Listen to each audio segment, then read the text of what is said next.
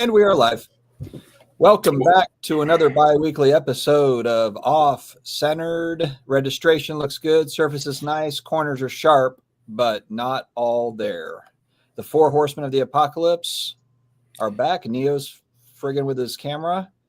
Neo, Steve, how we doing? Yeah, so what was going on while I was away? Ham's in the chat talking about 69s and meat popsicles. Oh, they were talking about it. Everybody else is freezing in the country, and I'm in the warm spot. Oh, okay. That's what you're referencing then. Look at that. Yeah, nice and handy. Is that actual gold foiling, like 24 karat gold, or is it just faux foil? 400 karat gold. There's no How we doing, guys? Well, actually, you know what? We're just going to go ahead and we're going to talk about why we're late. So Steve and I have a very quick announcement, and then we're going to move on from it. Announcement? That sounds like a good thing. What? Yeah. So my wife's grandmother passed away this morning. She's 93 years old. We had kind of an inkling that was going to happen within the next few weeks. We didn't think. I literally went and saw her last night and took the kids over there and everything. And this morning she had passed away. So sad, but lived a full life, and amazing lady. Steve also dealt with something. Steve, do you want to talk about it? Yeah, just real quick. My brother, who I've referenced on the channel a lot. My only brother, his wife passed away today. She was 43. It was expected, non-expected. So she had an illness called Huntington's disease, which a lot of people don't know about. It's just it's a disease where your brain deteriorates over time when you're young, and it starts when you're very young. So, I mean, for the last couple of years, she's actually been in a hospital because of her mental state. Like, she doesn't know who she is and doesn't know her family members. But, my brother still, stuck with her through it. And she passed today. Typically, when you start showing signs of this disease, you usually have about 15 to 20 years life expectancy after that point. So my brother and her did kind of know a time range because she started having these issues when she was a teenager. And it is hereditary. So it's like a thing that she was passed on. Her mother passed away from it, and she had it, and her brother also has it, but he's still living. And I just feel mostly for my niece, because my niece's 12th birthday is tomorrow. So that's all I can really say about it right now. All right. So we're men, and we're going to move on from this subject. But we wanted to make the quick announcement why we were late today. It was actually my fault, not Steve. Steve was here on time. So it's kind of a weird day where we're both. It happened for both of us in the same day. So kind of weird, but here we are. The show must go on. We're not going to go 90 minutes. We're going to go maybe like hour 10, hour 15. My wife actually just got home a little bit ago, so I got to go talk to her in a little bit. So, all right, guys. Fanatics Fest is back. Neo Cards and Comics, I think, predicted this. Pretty sure this was a prediction that came true, and it looks like it's a June event. How does everybody feel about it? Neo, we'll start with you since you already knew this was going to happen. This is my video for tomorrow. I'm torn on what I want to do in regards to attending, because it's the same weekend as Heroes Con, so that poses a big problem for me personally. Yeah, we'll see. The tickets go on sale tomorrow, so I got to kind of make a quick decision here on what I want to do in regards to going or not. Are tickets refundable? Probably not. I would assume if they cancel the event, they probably are. But if you just decide not to go, no. Boy, they better preface that right away. Otherwise, I think everybody's just sitting back on that one for a while. Oh, but hold on a second. So you're saying, are you in a rush? Like, do you think that they're going to sell out or something, and you're worried about that, or what? Because I know that Michael Rubin said, hey, if you went, you get first dibs. Yeah, 70,000 that went. Or do you think that they could sell 150,000 tickets? Like, what's the? If I went, I would probably buy a VIP ticket again, just to see, not because I think I need one, but because I kind of want to see what that was a bad experiment already. What's that? That was already a bad experiment.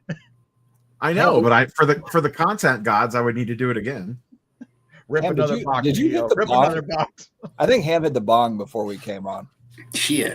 You're a little bit too laughy and a little bit too smiley for me, Ham. Oh, crap. So you did mention Heroes Con. Is Heroes Con the one that takes place in Charlotte? Yeah.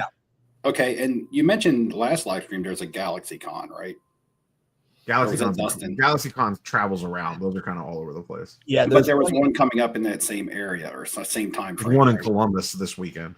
The GalaxyCon in Raleigh, which is huge, is the same week every single year, like same exact dates as the National, which is really frustrating. Oh, I'm thinking about going in March. They've got a GalaxyCon that's in Richmond, Virginia. So I'm thinking about heading. That's up. the one. I'm thinking about going to that one. Yeah, that's the one you were talking about. Yeah, yeah. It's going to be really tough for me to want to pass up. You know, I talk about this in my video tomorrow. Like, my heart wants to go to Heroes Con, but the content creator side of me is like, you should probably go to Fanatics Fest. And it's not like if I went to Fanatics Fest, I'm going to be like, oh God, I have to go to Fanatics Fest. Like, I'm going to have a good time. Whatever one I go to, regardless, I'm going to have FOMO for the other one. I already know it. Yeah, it's true. I would like to go to Fanatics Fest. It's just, you know, that's tough. Yeah, I know what Heroes Con is. I know how great that show is. I love going down there for that. It's super easy. It's super convenient. And quite frankly, it's way cheaper than going to Fanatics Fest for a weekend. And once again, personally, I know I'm going to be back in New York City in late October for New York Comic Con. So I already have one trip to New York in 2025. I don't really know that I need to go there twice in a year for long weekends. So. I'll be in New York City next Wednesday. Are you? Yeah, I'm just going up there to mess it because New York City's driving not too far from me. It's a couple hours drive, but we're going up there to, you know, we go every couple years near Christmas. We're just driving up for the afternoon and going to do some stuff and come home. Going to go around, you know, Rockefeller Center. I want to go to Little Italy and eat pizza at Lombardi's, and I kind of want to get a glance at the Statue of Liberty. Just a couple things. We go, like I said, every couple of years, but we typically do something different. Like last time we went to Central Park and went to the zoo and things there. But we always go up around Christmas time because everything's always set up for Christmas. So me and my wife and a couple of my friends, we're just going to ride up for the day. Come home. Hot take. I thought Lombardi's is very overrated. We ate there last time we were there. Yeah, I mean, it would seem overrated if you really have high expectations, which you're meant to have high expectations, I guess. It's supposed to be the first pizzeria in the United States and stuff. So, but even if you look at the Google reviews, they're like a 4.1, and you see pizza reviews all the time higher than that. So I guess it's more of the feel of being there. I'd rather be in Little Italy. I'm going to go to Chinatown too. So there's some three other places I would go to for pizza in New York before I went to Lombardi's. There's a lot of good pizza in New York. When you look up a review, how much does that skew what you're going to think of it before you eat it? What's that? Like a review. If you see like a 4.5 or higher on some place and you go there and you're like, this isn't a 4.5. Did you already get manipulated prior to going? Well, yeah, and it's all a matter of opinion, and sometimes it doesn't even have anything to do with the food. Like sometimes you get a bad review because you got bad service. Well, that's all the Google reviews. You know, your food could have been amazing, but you had bad service, or you had to wait 30 minutes, or the box came in ripped. Love the product. Yeah, so 1 star. You know, I don't go by Google reviews unless they're like really, really bad. I'll avoid a place if it's like 3 or an under, but I won't go to a place just because it says 5, or avoid a place because it says 4. You know what I mean? Well, I feel like a place like that is set up to fail if it's the first. Yeah, if it's the first pizza place. Yeah. I mean, the pizza's good. Like, don't get me wrong. I'm not saying it's like bad pizza. There's just way better pizza in New York City. Yeah, there's good. You can get good pizza anywhere in New York. I mean, you know what? A bomb ass place. I just sounded like my 12-year-old. Vezzo's in New York. Go to Vezzo's. Just trust me. Go to Vezzo's. I believe there's much locations. Yeah, on pizza, do you prefer a fresh pizza out of the oven or a reheat? What are you talking about, Ham? Okay, I know what he's talking about. I like when Dustin, step outside, buddy. Well, no, I like when you go to a pizza place and they have the large pizzas in the windows that they cook, Yep. and then you order by slice instead of a And whole they pie, throw it right? back in the And oven. they It throw gets it that back into the extra oven. It gets that layer of crispiness Oh on the yeah, bottom. see, you're talking. I mean, Like in that's why Atlantic, look at this like in square Atlantic here. City when we went to Yeah, Oh, Christ. one The light. Atlantic City pizza. One when we light. went to Atlantic City when we went to what was it Oh called? man. Home Slice. That's what it was called. Go to Quality Italian. Make reservations. It's a nice place to eat dinner. Get the lobster ravioli or the chicken parm pizza. I love lobster. Go to My wife and I business. go there every time. By we the go to way, New York hello City. Shelby. I just say hi to Shelby. Who's talking like a WWE heel? I don't know. All right, so Probably let's me. move on. Let's move on to card Yeah, stuff. So let's go. Neo talked to Nat Turner yesterday. I watched it on 1.5. At a radio station? I agree. I agree with you, Rob. I think that the whole PSA offer thing is going to be a big deal. Once they get it all rolling. Now, when they first start off, it won't be, but in 5 years, it's going to be a really big deal. Probably I less. think I think by what- next year it's a big deal. 2 yeah, years. I think it's 2 I think years. it's a big year. No. I think it's a big deal Nah. right away for people that are looking for specific things and you get to undercut the market possibly. No, hell no. People are going to be all over that. I'm thinking more just from an efficiency standpoint. I don't think they're going to roll it out and it's going to be this perfect, efficient thing. I think it's going to take 12, 18 months, and then it's going to be this like glorious little thing they've got going over there. Now, Rob, when you were talking to him, when something like that's coming out, let's say somebody's grading a card, like he used Stockton as an example, is there a way for somebody that can just say, I don't want anybody to know this was graded? He said that they would, like, they haven't fully fleshed that stuff out yet. He said that they would probably come up with some sort of method that, like, when you submit the card, you could check mark a box to be like, I don't want anyone to know about this, and I don't want to receive offers. Except for him, because if somebody's grading that Stockton, I'm sure that yeah, well, that's a little not different. available. I think it's not just the PSA offers too. I think the other big deal is the whole I want to get my card graded while it's already there for authenticity guarantee is a massive deal too. Like, Yeah, I mean, there's to certain be able to, well, and it goes one step further than that. It's not just for authenticity guarantee. The other thing that he said is that you could basically, when you essentially where it's going to end up is any raw card on eBay that you buy, whether it's going for AG or not, you'll have basically the ability at checkout to check mark a box and say send the PSA and grade it. Yeah. Well, what'll be interesting too is assuming, I guess, if there's not a toggle button that turns off, like, hey, I don't want the public to know that this is being graded. I mean, think about all the one of ones and all the different things out there where you're like, people are gonna have saved searches. They're gonna have PSA saved searches there, and that stuff's gonna be like, oh shit, this thing is out there. It's at grading. I found it. Remember, there's no way to completely hide it because even if you check mark that box, it still shows up on the pop report. Pop report, yeah. But it takes a minute longer. Yeah. There's no way to completely hide that a one of one's been graded. It's impossible because it's going to end up on the PSA. But there's just no way for you to get notified when something hits the pop report. Correct. You would have to just which a lot of those guys that are super crazy about that stuff are checking the pop reports like all day long. Daily, weekly, monthly, but it's kind of nice because right now what everyone does basically is you got your saved searches on eBay and you're just kind of assuming that like a lot of these cards are going to hit eBay and a lot of them don't. A lot of them go somewhere else or they never go or like. And granted, eBay's a huge marketplace, number one. A lot of stuff does pop up there. But when you get into really niche stuff, really rare stuff, I mean, the fact that PSA is going to have the ability basically to search its inventory eventually is pretty incredible. Well, it's like he said, too, in the interview, like they get 60,000 cards a day. He's like, that's basically a national a day walking through the door, like every single day. Like, that's crazy when you think about it. And then, like, when we were talking and you start just even talking about it and you could just spin it in all these different directions. Like the idea that I had about, could this turn into something that becomes public? Like, I want this card in this grade or higher. And maybe that card hasn't even been submitted yet, but there's like a way that you could see that database. And maybe I'm sitting at home and I have that card sitting here. And I'm like, oh crap, someone's willing to pay like $400 for this in a PSA 9 or better. Like, let me send this in and maybe I'll be able to instantly sell it. I don't know. There's just a lot of different angles at that. I'm surprised there's not like a straight up bounty page where you can just go and look for people willing to pay over the last price of something just to have something.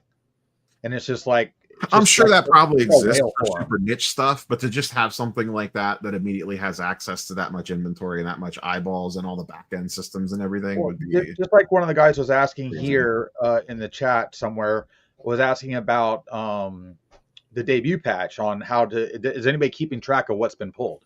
Because I know in the past sometimes with big cards, I think there's a couple different things floating around of people keeping track. but that would be something like a Jeff Wilson or something could have on a page on the site or something to draw traffic for people to constantly look for updates. Like that's valuable to people that are playing this game and wanting to know if maybe the one they're trying to get has been pulled yet. I mean, obviously, once we see the Paul Skeens hit, after that, what's really left from the top rookies? I think almost all of them have now been pulled. I think there's still a handful of them out there still. That's, I mean, I don't know. I mean, I know the Cam Nero was hit, so like that's out, and the other ones have already been hit. So it's like I'm really trying to figure out what's left outside the Skeens right now. That's like truly valuable. Ellie's been hit. Jim Arrange is saying he's already sold stuff through PSA offers for pretty strong prices. Yeah, I got quite a few DMs of like after I did the initial PSA offers video, there was quite a few comments on that video and quite a few DMs that I got of people were like, yeah, like some of them suck, but like a lot of them are actually pretty good when you consider, because the PSA offers is after fees like that. You're just getting whatever that offer is straight up. And a lot of people were saying they were getting like 80% plus offers, 80 to 90% offers on cards. And that's like as good as you're going to get selling it yourself on eBay. So like, why not just click the button and be done with it? Even if you're taking like, I don't know, 80% instead of the 85 that you could have got selling it yourself, to not have to deal with anything, like I'd sacrifice 5% to just click I do think that has a done. specific niche of people that are going to definitely like and enjoy that. Both sides, people that are, because I think most of these people that are buying that type of stuff are the guys that are doing the repacks, the guys doing the whatnots and things like that, because they're targeting specific cards. Nat said the buyer list is only like 8 or 9, I think 8 to 10 people. Like it's not as of right now, it's not that many people actually that are on that like preferred buyer network or whatever it is. Yeah, I saw this too, and I was kind of thinking like, what? This wasn't like the whole like, can people see a picture of the card when making the offer? It's like I would expect that to be the case, but yeah, I understand though. There's probably, it takes time. You got to grade it, then you got to upload the photos, then you got to be able to share that. Do they want it shared? All that sort of thing. Yeah, I mean, as of right now, they don't, like, because they're just submitting the, like, the way that I understand it is, say someone wants to buy a Luka Silver PSA 10 Prism, like one of the repack buyers wants that card. They just basically say, I want a Luka Silver PSA 10 Prism, and I'm willing to pay, I don't know what those go for now, let's just call it $900.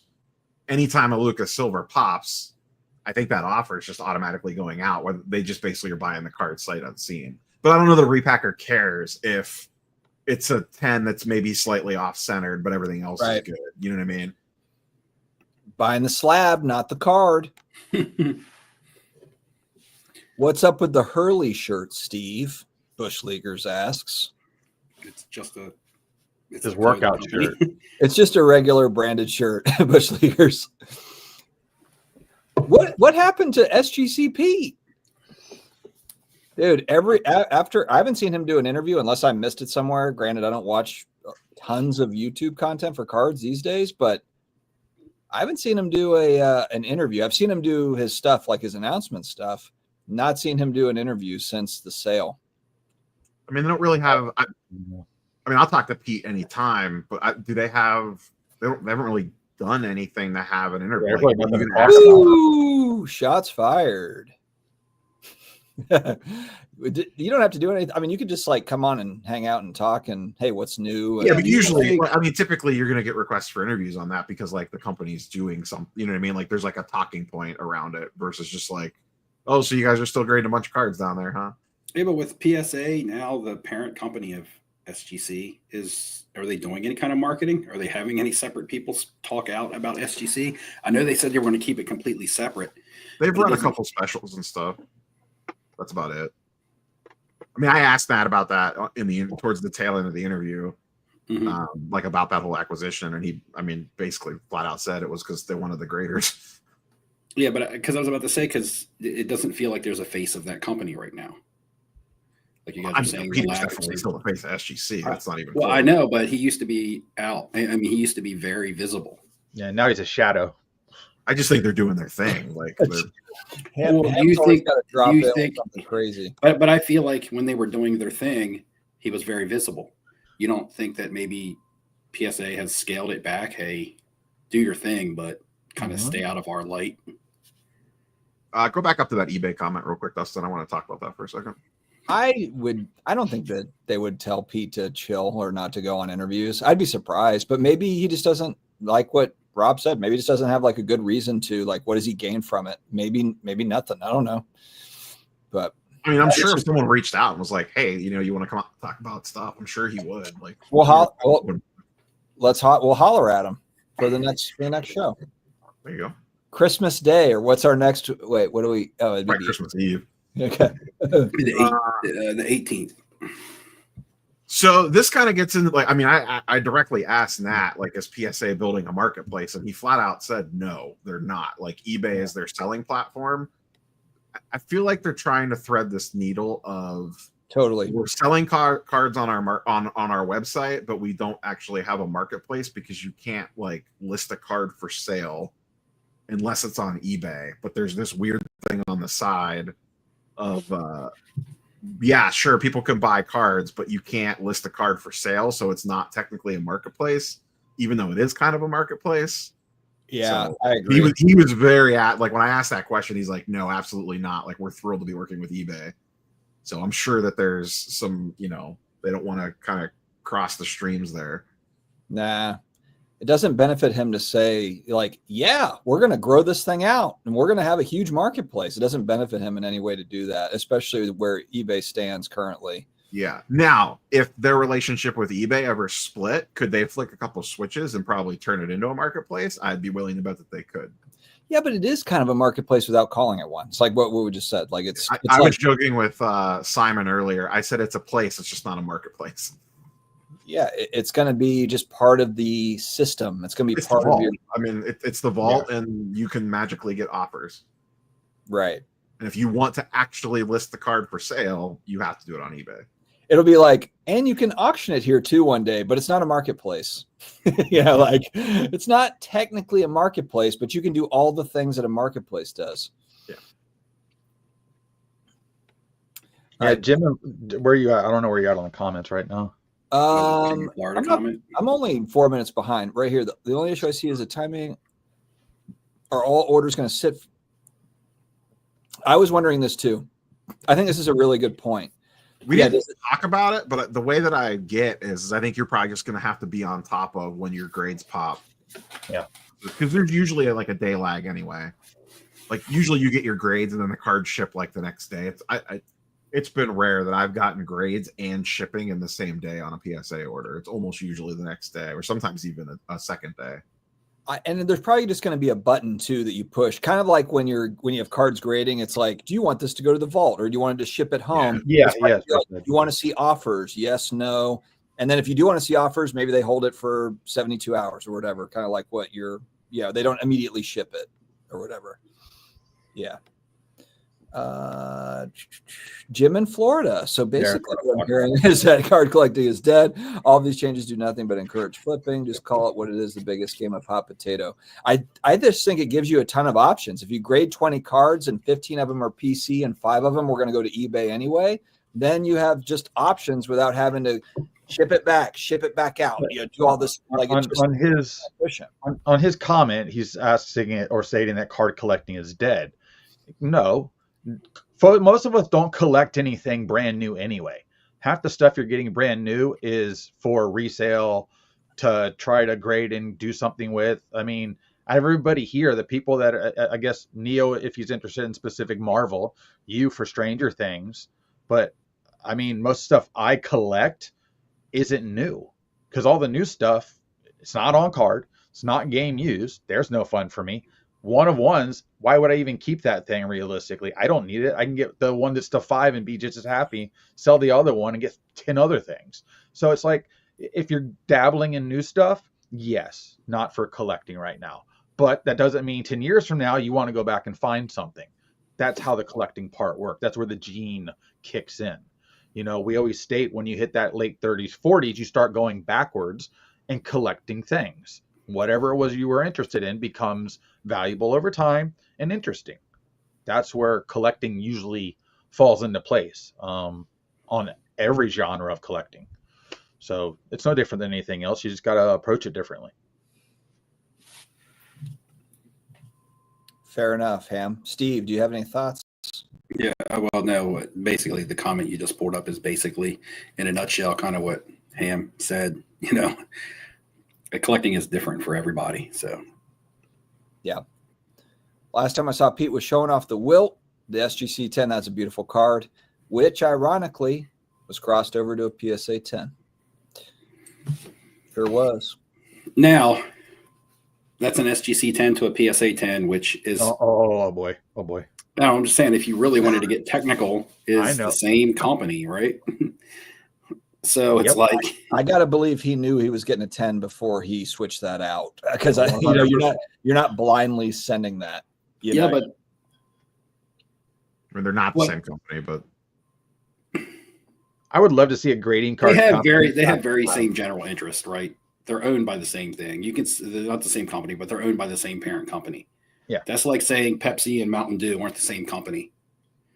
That's like saying Pepsi's better than Mountain Dew or Mountain Dew's better than the other. It doesn't matter because all this money's going to the same corporation. Yeah, they do have different grading standards, but I'm pretty sure wasn't PSA doing like on the high end stuff, they'll do like a review for you or something like that. Like, hey, bring us your high end and we'll do like a quick review or like that's a national Nat Turner only thing. Okay. That's not like a service that they offer. I feel like they might have done that. I think something for this card, I think they would have. But didn't they originally state that they did that with SGC because it wasn't going to 10 originally in a PSA, so they went to the SGC? I have no idea. I don't remember the backstory on that card. That's what I remember what they did, especially because that left side edge, which they're just kind of being like, because it's the best copy still, they gave it a 10, even though that edge is nowhere near a 10. I mean, maybe they did blindly just, hey, here, send it in, and they didn't know. I mean, maybe. I guess it could have sounds like a giant publicity stunt to me. No, to me, a card that big that's in social media the way that it was, if it was just an everyday card, it really wouldn't matter. You could take an SGC 10, send it to PSA, it might get a 9, it might get an 8, it might get a 10, vice versa. PSA's SGC, it doesn't really matter.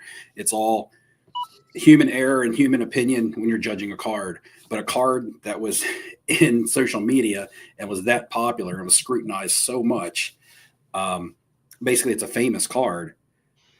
If PSA was to say this isn't a 10, that would damage the reputation of SGC, and they're not going to want to damage the reputation of something that's under the same umbrella as them, regardless if they're the same company or not.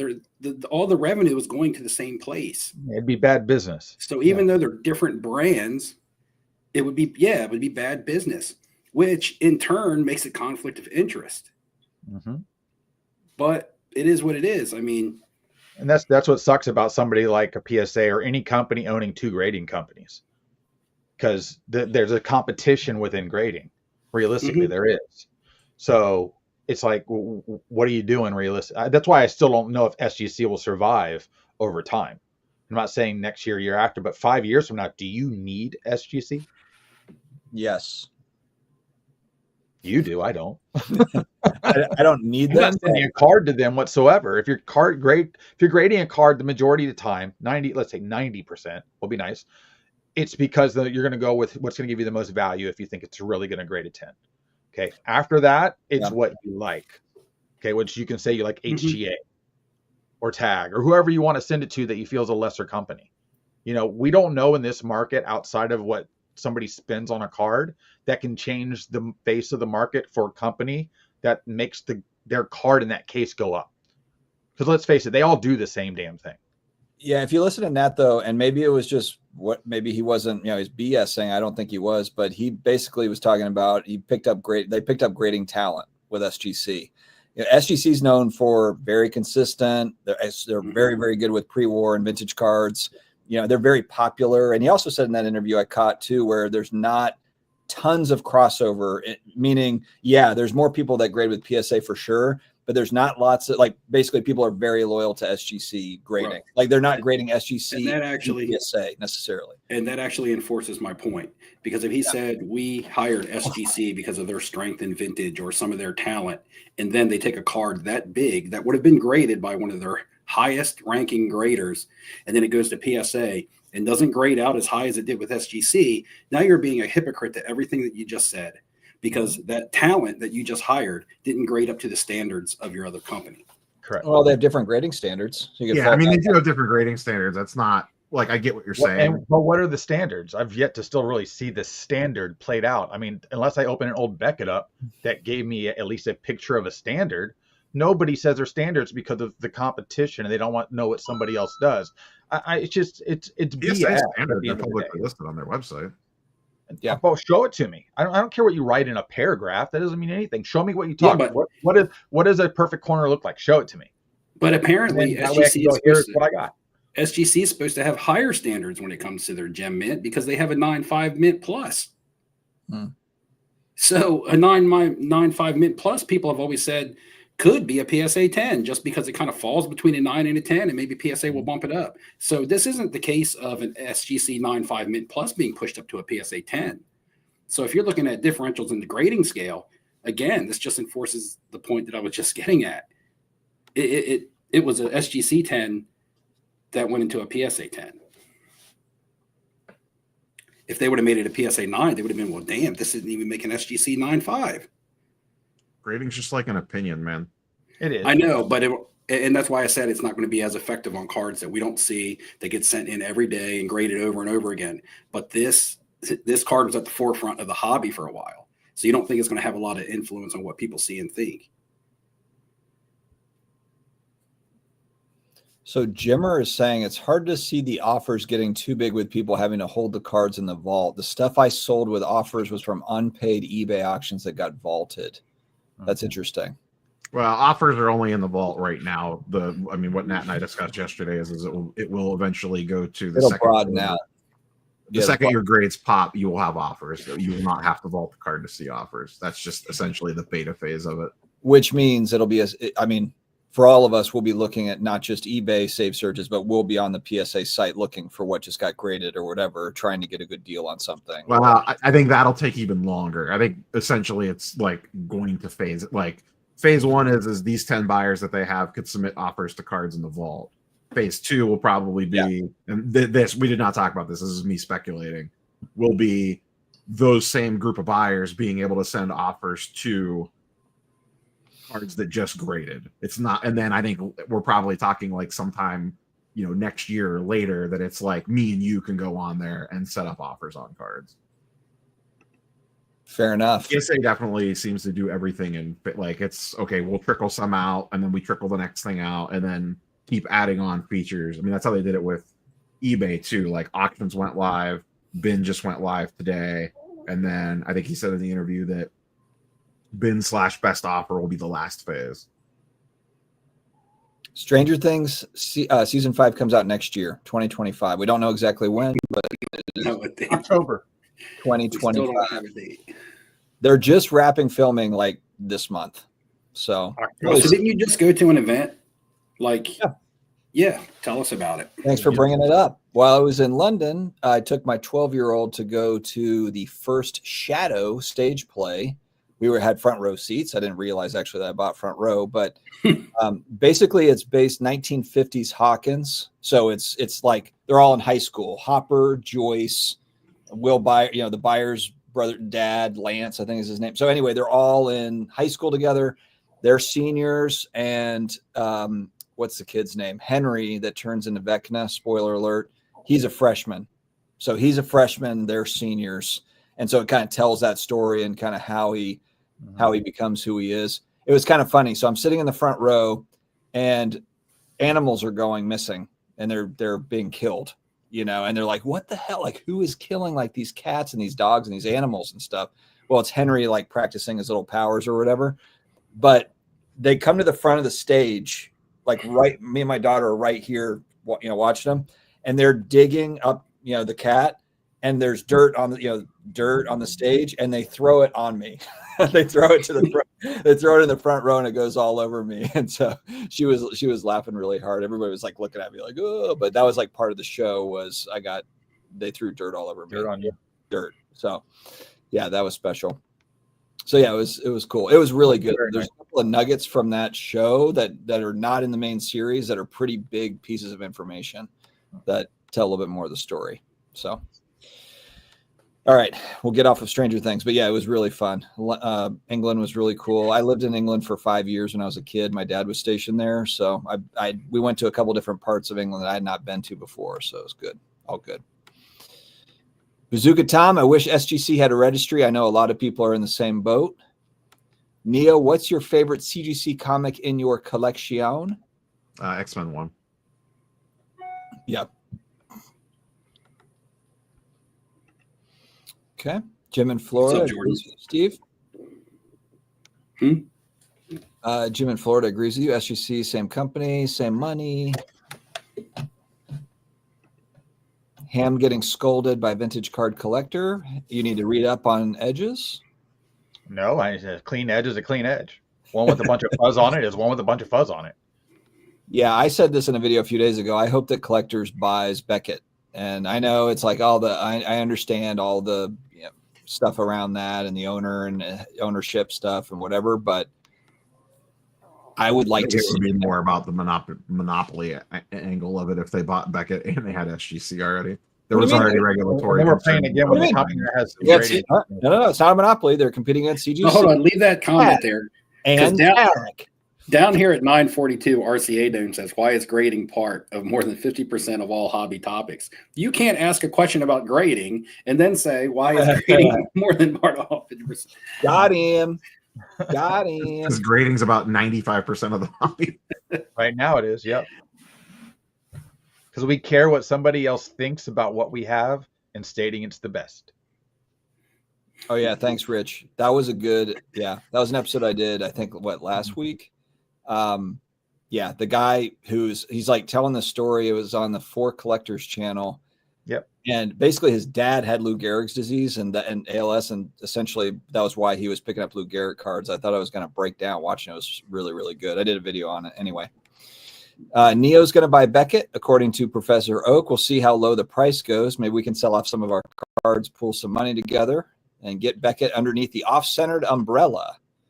How can Beckett have any value as much money as they owe to people? Did Bitcoin hit 100K? Ooh. Not yet. It's close. Yeah, my crypto portfolio is doing quite a bit better than cards here in 2024. Oh, yeah. So is everybody else's. Yeah. Crypto it was really funny when crypto kind of bottomed going back, a year or two ago. Everybody was in my comment section about how I bought Bitcoin and all this stuff. I don't hear them anymore. I don't see them. I don't hear them anymore. $101,244 right now. Jeez. Per Bitcoin. I'm about to jump off and retire, guys. Per Bitcoin. Love you guys. I love everybody, but I'm gonna have to. Woo! It just shot up. It just shot up. Like just recently, all the coins just straight up. See where we're at. So y'all still holding your Doge coins? Solana, it's funny. I bought Solana bottomed at like $20, and now it's at $235. It's crazy. I sold a bunch of my Doge because I got tired of waiting, and now if I look back at that price, it's ridiculous what I had it at. But I still have it really cheap versus what it is now. I think I have it at 11 cents, and it's at 43. Nice. That, and I bought Palantir back when it was $11. So just sitting on that and just watching that keep going up. There are other ways to invest, guys, if you're trying to really make money. Cards is not it right now. Crypto is probably still in the speculation bucket, at least outside of Bitcoin. Bitcoin, you could probably lump into, whatever, like maybe outside of speculation mode. But, I mean, all the other coins, who knows?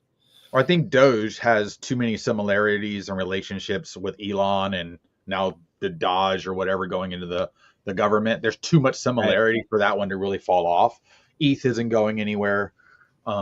Supposedly, again, this is kind of like I read about this, is the SEC chair is stepping down, and supposedly the guy that's taken over the SEC is pro crypto.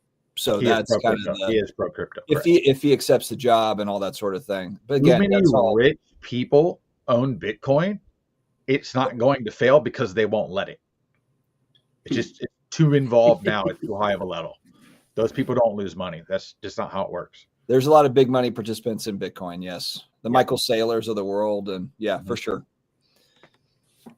For sure.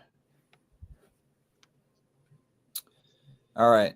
Any comments that are sticking out to you guys? Well, yeah. What is it? Yeah. Is it a Noni one, anonymous one, whatever? Good job, Jordan. He just says the cards are the worst investment to hold this year. But if they're the worst investment to hold this year, does that make them a good thing to buy? Correct. I don't know. Question mark. Yeah, depending on what it is. Yeah. I think we have a hard time in our hobby right now. Obviously, we had a massive manipulation during COVID. I still think we're trying to find the floor on a lot of things. We're really confused now on what you chase anymore. Like at this point, the Pro Debut patch is the new best card outside of Bowman First for somebody in a super. For some reason, you feel like you have the ability to obtain a debut patch easier than you do a superfractor now. I don't know why, but it does feel that way. It's just so what you're saying, Ham, select somebody. What you're saying, Ham, is the manipulation just switched over to new product. Correct. Oh, snap. Tomorrow's video. Title it up. I'm ready. I'm ready. Because everything's popped. You have a ton of fake bounties. You know, they throw a bounty out that they know the card's worth more than that just to get the media stuff going, and the social media, or all the social media stuff moving. And then if somebody else wants to play the game, they're going to jump out too, knowing that they're not going to get hurt even if they paid that much money for it, because they probably already have somebody willing to pay more. It's smart. It's smart marketing. It really is, and it's cheap, super cheap marketing, and easy to do. So it's just interesting when you see these things come out. The problem is if something like that comes out and then it takes a long time for that card to ever find itself to the market, I think that's where it becomes a little more damaging over time. Because is that really going to be honored 8 months later? Because now it's like 5 other things have been pumped, 6, whatever it may be, or the new next set that they came out with some stupid new insert. You know, that's what they're doing right now. There's a market manipulation going on with it within itself. But it's the gambling aspect. That's a whole nother. Well, I can make a whole series of videos. Oh, wait, I already have. Oh, you already have. Steve, what do you think about Southern Georgetown, Lewis area? Lewis? Southern Delaware, Georgetown, Lewis area. Georgetown's a little more central. It's Southern Delaware, but it's a little more central. It's not on the coast. Between Georgetown and Lewis is probably really nice because Lewis is a beach town, so you're not right in the beach town, but you'd be a little bit west of it. A little bit north of Lewis. Lewis is awesome. If you go a little bit north to Milton, that's awesome. If you go a little bit further north to Milford, about 20 minutes north of Lewis, is awesome. That's actually where I live. But Milford, Milton, Lewis, if you go a little bit west into Georgetown, I would definitely choose Lewis over Georgetown, but Lewis is so. But it's all going to depend on what your property, what you're willing to pay for property, because Lewis is expensive. It's a beach town, so high price. Neil would be best to answer this. Are we just in the wrong section of cards when we're talking about buying and selling and making money on cards? The bull Pokemon market, will it ever end? A lot of that. I mean, is that singles along with the sealed product? I know a guy that's got like 7 figures of sealed product. Brian Carruthers. He told me about it at Shanty. A lot of the stuff this weekend specifically was because of the TCG player runs a big Black Friday weekend thing where you get 10% back on all your purchases. So it drove like a ton of business their way. And a lot of people use TCG for Pokemon and a lot of other TCGs, Magic the Gathering, especially Wax. Like everyone goes off of TCG player, not eBay sold listings. It's weird. It's like a completely different thing.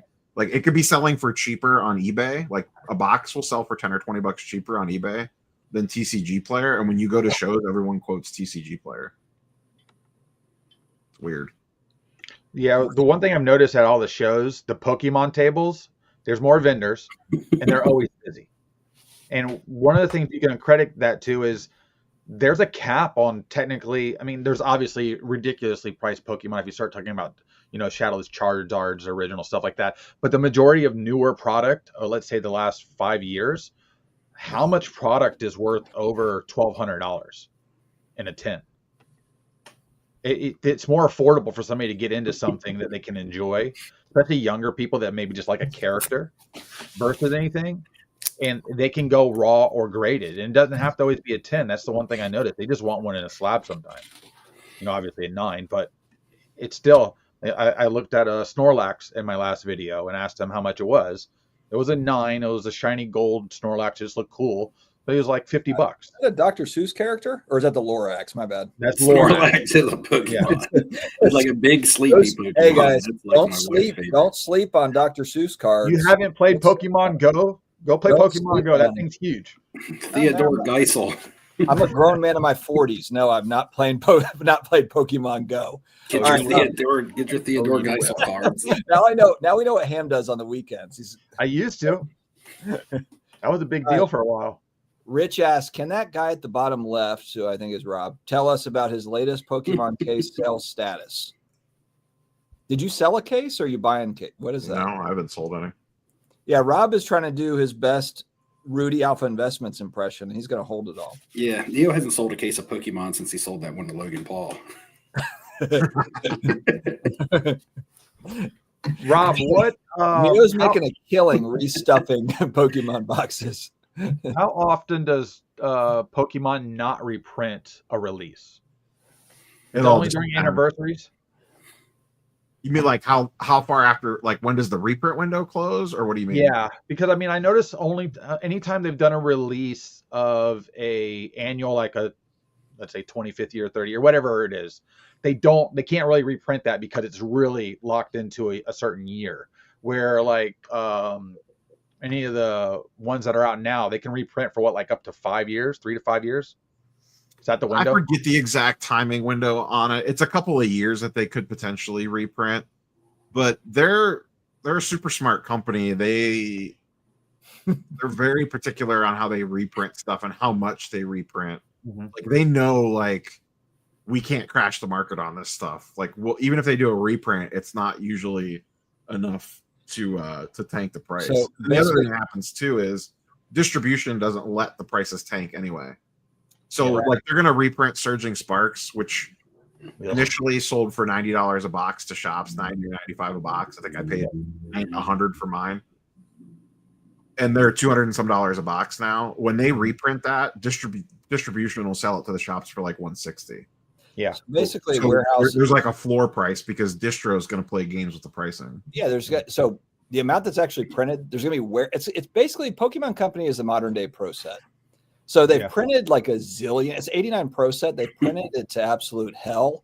But the difference is that basically they're just holding back 1 billion cases of Pro Set in a warehouse, and they're not selling it. So it gives the like idea that this stuff is like, oh my God, like there's low supply. There's low supply out there. One day all that shit's going to come out of the warehouse. It's coming. There's still warehouses full of 92 Don Russ baseball. It's coming, man. And Pro Set. And every now and then you'll find a fresh box at like one of the. There's also way more people that never dries up. Never collect 89 like one of the cast off department stores, like a Big Lots or something. Every once in a while you walk in there and be like, oh look, it's 90 Don Russ. Now, Rob, if you're gonna plan the market, I know One Piece took off pretty well. I think Dragon Ball made the mistake of too heavily printing later sets and then killed their market, and now they're trying to fight back against that. Yeah, just because and then what about with Lorcana? Because I know the Enchanteds are the main thing. Lorcana did the same thing. They short printed set 1, everyone went crazy, and then they overprinted subsequent sets and did too big of a reprint on set 1, pissed everybody off.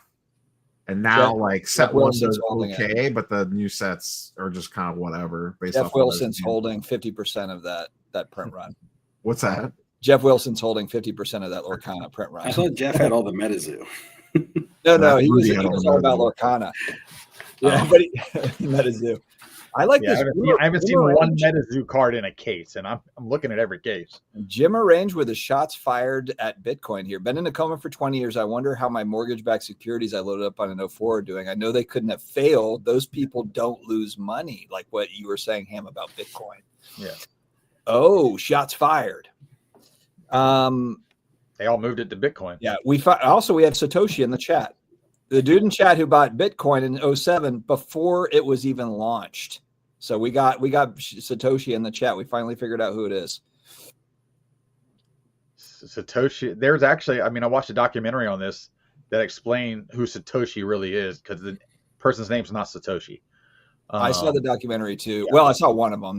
There's all these. Well, there was one that came out probably about anywhere 3 to 4 months ago. That because they went through the paperwork and stuff and actually found the creator of the coin. Is it a couple of is it like the two nerdy white guys that they're interviewing and they're both talking and they're like, it's not that one, but I have seen that one. Yeah, that one. I don't know. It's a single person that did a documentary on it himself and had some stuff that I had never seen before that he went back and forth with. I'll try and find it and send it to you. Yeah, send it to me, Ham. Yeah. What is one thing that everyone is looking forward to in 2025? Let's keep it hobby related. Yeah, I was going to say. I'll say just in general, no deaths in the family. How about that? We've had 3 this year. That's not hobby related. Hobby related. What I just said. Now we'll go to the hobby stuff. That was just my personal. Okay. I think that's generally every person's thing for the Everybody. You could do one of each. You could do one of life and one of hobby related.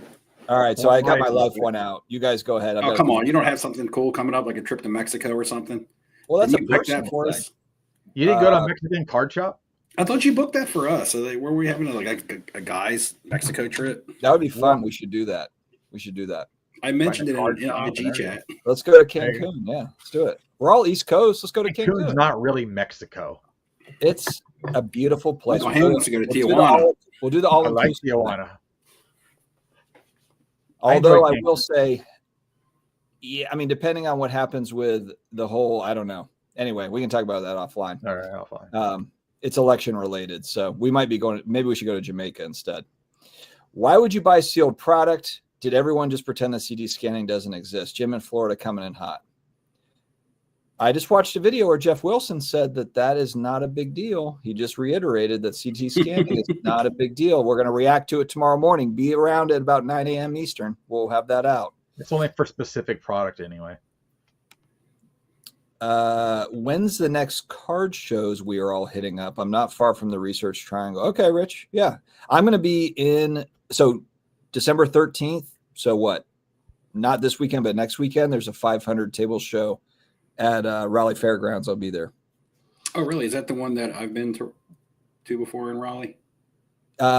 It's in the bigger building. It's in the bigger building. Okay. You've been to the Steve Kerr building, but this one is a little. It's in a really. I've been twice, but it's in the same building both times. Yeah, this one's a bigger one.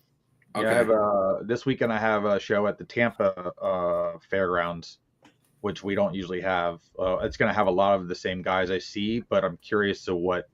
It's supposed to be 300 or 400 tables. So I'm curious to see what this is going to be because we have very little information about it. But have that, and then we have a show before Christmas, and then we have a show right after Christmas here. So the usual. I'm the national for sure, but what I'm saying is he's going back to the original question that we got pushed when we went to the next comment. Oh yeah, it was the same question from the same person though, I thought. Well, Dustin was talking about Raleigh. Yeah.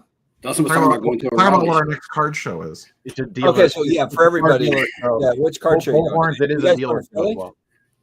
We never finished the last question. Dustin's already moving on. I know. Dustin took the what are you looking forward to in 2025? He answered it and skipped us. He answered it and skipped us. We're on a rapid pace. All right, guys, what are you looking forward to in 2025? Now we're going back 3 questions. Fanatic. That's Fanatics event. No hurricanes. No hurricanes. No hurricanes. I'm over hurricanes. I'm getting ready to go out and start taking them out myself. Is there any chance for New York to get a hurricane in June? There's always a possibility. There would just be a snowstorm. I don't think so. Yeah, probably. Y'all's low pressures up there just turn into snowstorms. So wait, what question are we on right now? You got us all confused. You're looking forward to 2025. What do you? The Magic Marvel collab. Oh, okay. That's a product, Oh, right? is that? Oh, okay. Upper Deck DC.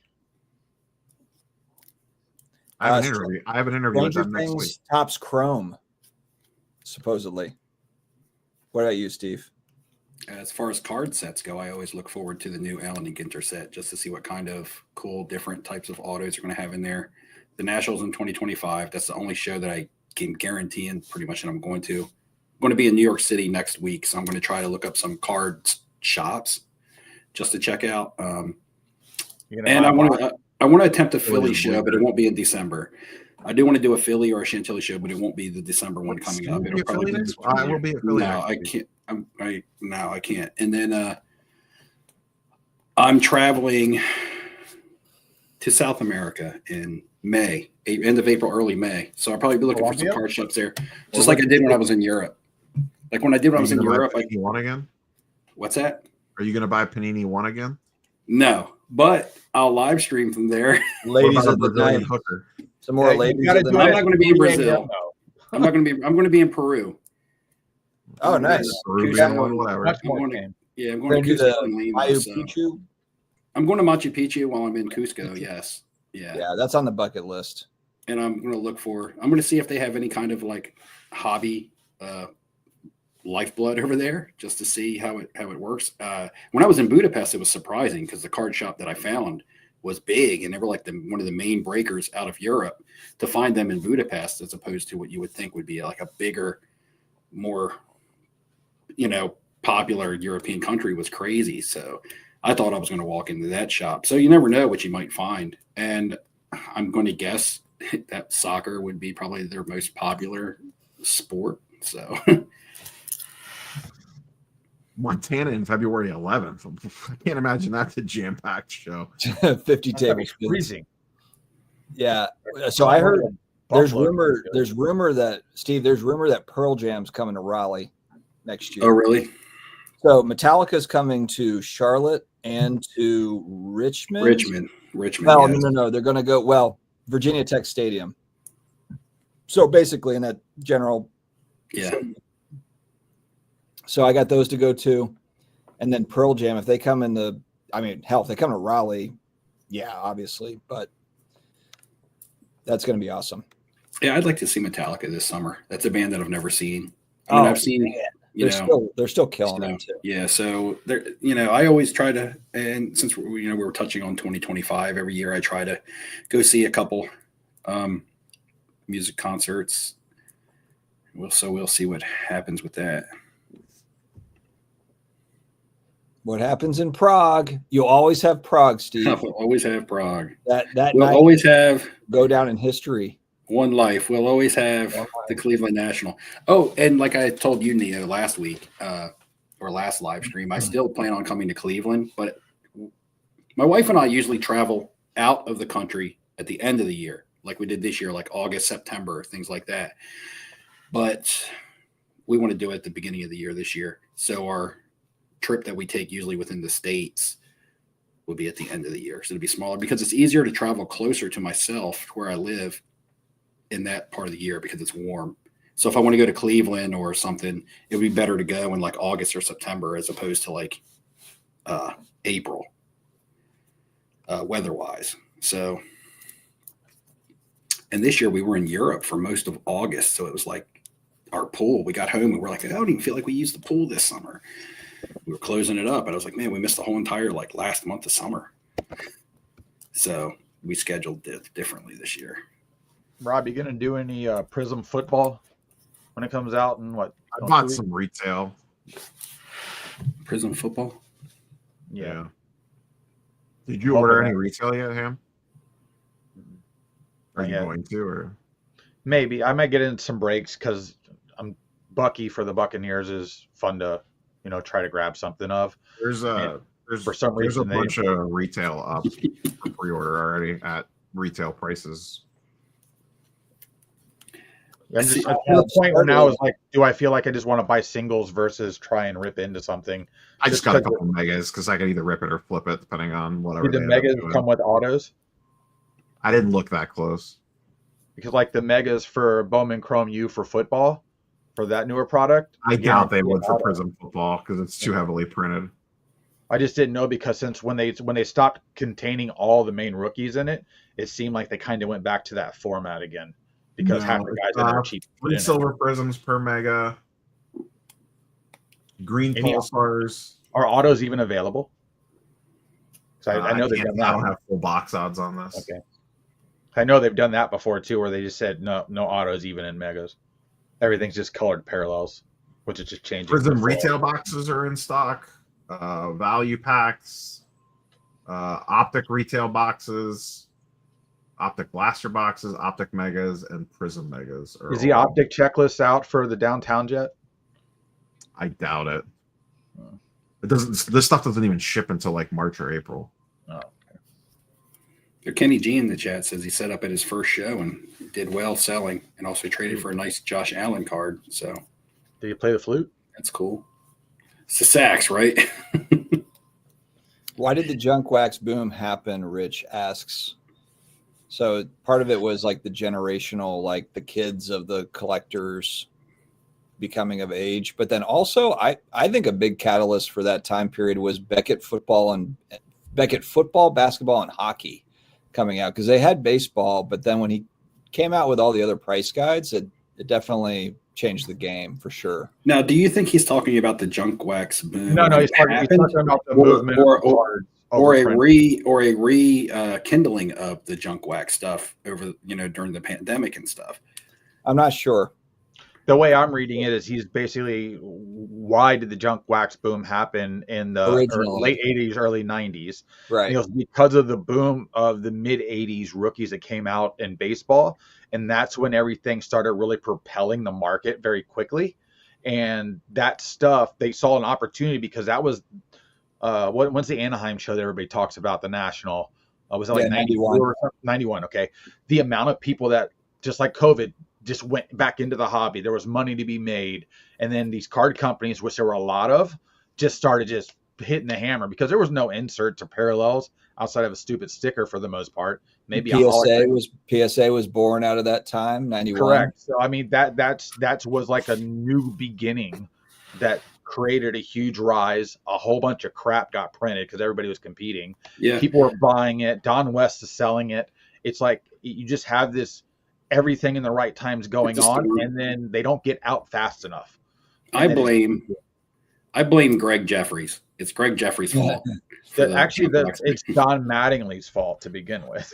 Yeah, Don Mattingly's card was all the way back in '84. That was the first time people were chasing a rookie card at high value out of a pack in that modern time. That's what caused the rookie card craze to really go nuts. But I feel like the Don Mattingly chase started long after '84. Like I thought it was like maybe 4 years later, people were then going back and saying, "Oh, I need this Mattingly card." Where I feel like Greg Jeffries was like in the moment. Ken Griffey Jr. there was in the moment. Shaq in '92 was in the moment. You had some really big, prolific names that were actually living up to their hype, carrying the hobby, like we saw not long ago, which generates interest, which generates buzz. Social media wasn't big back then. But the name Ken Griffey Jr. became household. The name Shaquille O'Neal became household. And not just people in sports were now wanting the cards of these players. They were like, there was people in all walks of life wanting cards of these players, just like we've seen recently. The thing with Don Mattingly. Football draft classes, too, were wicked in the late 80s. Early, like just look at the 89, 90. And if you lived that 92 era, if you lived that 92 year with Shaquille O'Neal, it was like, could you imagine if we had social media back then the way we do now? Oh, that'd been crazy. He was the biggest thing on the planet at the time. And this is a time when Michael Jordan was still dominating the league. Yep. And Shaq at the moment was the biggest thing on the planet, making movies and commercials and rap albums. And whether they were good or not, whether his movies were, I mean, he's like Hulk Hogan, right? Yeah, I like Shaq. His movies might not be good, but yeah, no. The thing with the Mattingly was he was a Yankee. He was the number one prospect, can't miss coming up, and he performed immediately. So that's what really just kind of blew everything off the walls when it came down to, was it 84 tops, I believe. And then after that, they started XRCs and crap like that. But I mean, like in baseball, like he specifically mentioned like 1989. So 89 would have been the Griffey chase year, right? Mm-hmm. In baseball. And then the Mets World Series team, or that Mets team was sweeping the nation, and you had this kid, Greg Jeffries, on the scene out of nowhere, becoming a superstar. Didn't have much longevity to his superstardom. I mean, he was a good baseball player for a while, but I mean, it was just something that captured the nation for a short period of time. Rich, watch this right here. Everybody hold for a second. Watch this. Cardboard Not dreams. just for the sport, it's for collection as well. Watch Investment, this. but it's more for because I love the sport. You know, it's not just for investment.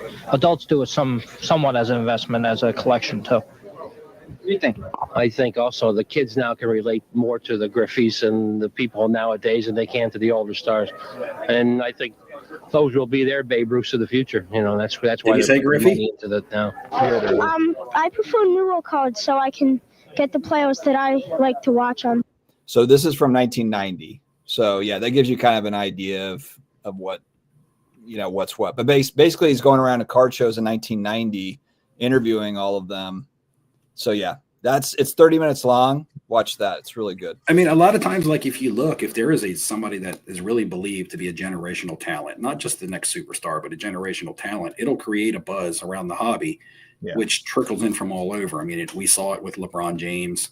We saw it with Zion. We saw it with. I was going to say we saw it with Zion. Now, Zion was a part of the pandemic, but you know, he was a big catalyst that hit, you know, the hype around him was a huge catalyst. Yep. To MW's comment, who's asked a couple of times, no, Nat Turner did not decertify it. He's not going to. Don't worry about the card cleaning thing. Blah, blah, blah. Yeah, well, Nat Turner specifically said that they're not for card cleaning. They're trying to stop but because of the comment that the guy made, thank you to Kurt's Card Care when they submitted the card to get graded, and they graded it a 10, which is awfully off center, so it should have been a 9 anyway. But stating that it was basically cleaned by Kurt's Card Care and then got graded by PSA, and PSA has not decertified that with that comment leading to that assumption. That's what people are poking the bear about. Too much money. Don't care. They move along. Jim in Florida says, how much money you think was lost on Zion? I mean, you could actually scratch out Zion's name. Million. You could scratch out Zion's name and do fill in the blank. Yeah, it's a lot. No, millions. Fill in the blank. I'm talking about for the last. Used to be like $3,500. What is it now? I'm talking about for the last 75 years, Ham, not just 2020. For the last 75 years, you can fill in the blank. I still think every year there's players that people prospect and invest in. But think about it. Zion was during the pandemic. The pandemic was the highest cards have ever been. So for percent wise, he is probably the most loss of any player ever. Yeah, but the value of the dollar is relative to the time era that you're living in. Everything's more expensive now. Everything's more expensive now, but everything back then was cheaper, but it didn't seem cheap back then, right? It seemed expensive still. But here's the thing: is like there's more cards made now. It's just percent wise, more has been lost on Zion than I think any other player in history. You think so? I do. Yeah, it's not even close. You think it's Zion? Yeah, because of the number of cards and the money. What was going on? Yeah, correct. Yeah, I don't rating and stuff. Well, it's crazy. The number of isn't he top 10 for most graded play athlete? He's top 10. Yeah, that's pretty rough. You think he is? It's not even close. Like I get the Wander art. It's not even close to Wander. Wander doesn't have anywhere near the cards on the pop report that Zion has. Yeah, I'd agree. The most expensive Wander card is still like way cheaper than the most expensive Zion cards. Yeah. Like a Zion NT RPA out of 99 probably sold for more than what like a Wander Superfractor went for. Yeah. And they're just dirt right now. I mean, he might be comeback player of the year next year, but how low do you want to buy? What was the peak? Wander won't be Zion. Wander's going to be great in the Mexican League. Let's talk about a more common card because that's more relatable as opposed to like a National Treasures RPA that's a limited. How about just a silver prism? And at what point silver prisms were like 6K at one point? Yeah, what was a Luca silver prism at? Luca was like 6K. I think Zion. Yeah, they got up to 6, 7, 8. Yeah, 7-8 Yeah. tops. So take it to a card that's heavily traded. It's too hard to say this is how much. But isn't a Luca Silver still over $1,000 or right around $1,000? They're like I right don't know around what- $1,000, 1,100, Right around 1,200. But like I said, a Zion's like $200. Yeah, what's a Zion Silver at now? Yeah, Zion Silver's like 250 now. Yeah, 250. Probably a lot more Zion Silvers than Lucas were printed. So you're out. talking about Also. this, same loss then, right? If a Zion would peaked at like 4K and it's 250, I mean, just say it's a $4,000 loss. Say it's worth 0, and a Luca peaked at 7 or 8, and now it's at 12. Now you're looking at a $7,000 loss. I mean, Luca's is up there too. The only difference is Luca's retained value, where Zion is pretty much just still circling the drain. He's retained his value, but he's down $7,000. Comparably, yes. He's retained desirability. So 2,300 Value and desirability are two different things. Rob, you looking It's it up? still good. Yeah, I'm just actually getting real numbers. Yeah, I'm trying to see I the. still think Zion's the number one loss, though. Yeah, Zion bases were like 600 at least, probably. Chris Hayes says, "Yeah, I'm gonna guess." I only know that because I got a 2-row here. One side's all jaw, and one's Zion, and I took it to the show, and people are like, "I'll buy all the jaw, but I won't buy the Zion." Nobody wants to touch the Zion. Roughly speaking, and this is not. There's less Zion 10s than Lucas. That's wild. I didn't realize that. Okay, so there's 1,800 Silver Prism Zion rookie PSA 10s, and they're at $250, and there's 2,300 Luca 10s, and they're at like $1,100-1,200. That's interesting. I thought for sure there'd be more Zion 10s at this point. I haven't looked that up. And right now, after doing the math that we just did, if it's accurate, to be fair, Zion Silver peaked at 6.3K, but that's like one sale. Yeah, one sale. That was actually there was 10 sales that day. That's the average of 10 sales on that day were 6.3K. So then a Luca had to peak at 10. If we're looking at absolute peaks, 9.3 is the all time for Luca. I'm sorry, I was $700 off. My bad. And Ham's frozen. Luca currently goes for 250, or Lucas currently goes for 950. Zion currently goes for 250. Ham looks like Han Solo in the krypton or the carbonite stuff. Carbonite. So if we're just applying it to those two players and applying it to their Prism Silvers, I would say the loss on Luca would be bigger. I think percentage wise, it's still actually Zion. You better check these percentages. Steve killed Ham with that. Yeah, you better check them percentages, Neo. I work in a casino, man. I know numbers. Luca's down a lot. Yes, they both are down a lot. They both are down a lot, but like if the peak of one of them was higher than the peak of the other, and that peak is higher than their separation now, which is $700, right? $950 for a Luca, $250 for a Zion. That's a $700 difference right now. So if their peak was, if Luca peaked for more than $700, then Zion peaked for. A Luca Silver is only. Then it's just common sense that Luca suffered a bigger loss when it comes to dollars. What she said, Dustin? They're only $950 now. Good Lord. I'm disconnected. Oh, he's frozen. Shit, I'm about to buy a Luca Silver 10 again. My God. You didn't learn your lesson the first time? I mean, I didn't sell it for $950. I lost a few $100, but it wasn't too crazy. $950 is where the hell is Ham? He said he froze. Yeah, but he didn't come back. He's not in the background. Rich has got a spinning wheel. What's that? Yeah, we are. So it is almost time to launch off, guys. Ham's, look, the internet's down there. Hopefully it's not a serial killer that cut the cable, cut the internet cord and the lights. Do they have another hurricane? His internet's resetting. Okay. It's that dial-up. Put the AOL floppy disk back in, Ham. Okay, good. It's not a serial killer. That's good. You notice that Ham has had that picture of him holding that fish as his avatar like forever. It's like he hasn't caught fish. Yeah, right. And that's probably Photoshop. Do we even know that that's a live fish, or was that like a mounted fish? The guy driving the boat caught it, and Ham was like, "Oh, let me hold it." I've been fishing with Ham, man. I know. Oh God. He was like, I need a picture for my YouTube avatar. It has fishing and sports cards in it. I need we can hold that real quick. CGI fish. All right, Ham. Well, I'm going to end the stream before you end up coming back on, most likely. I don't know what. Oh. All right, boys. I think that this is a sign that we need to shut this thing down. We're an hour 21 in. Oh man, Rich, closing down on Ham. Rich, thanks for hanging out. Yeah, Hambone, just in the group text. We'll get back at you in the group text. Thanks everybody for coming on, and we will see you in 2 weeks on December 18th. I will be fresh off the Raleigh show that previous weekend, and we can. I'll be semi-fresh off the Philly show. Okay, there you go. Neo's going to Philly. So that's the 17th is Tuesday because I'm having a Christmas party at my house on Tuesday, the 17th. Okay, so Steve's gonna be hungover on that Wednesday. No, I'm never hungover. I don't drink to the point where I get hungover.